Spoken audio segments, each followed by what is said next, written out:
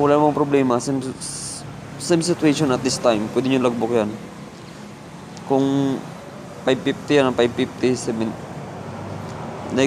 negative problem during tour of my duty. Ito yung patapos na yung duty nyo. Patapos na, pwede na kayong hintay nyo lang kasama nito. Ang kapalitan nyo po. Alas 6. Ito na yun, 1800. Post duties, ito na yung magto-turnover kayo. Ito turnover nyo na to kapag dumating na yung kapalitan. Post duties and responsibilities properly turn over to the incoming guard SG Lupis AJ, including the following items. Kung ano yung na-receive nyo ngayon ng umaga, yun din ito turn over nyo sa hapon. Isang caliber 38 with 5 live ammos, 2 pieces logbook,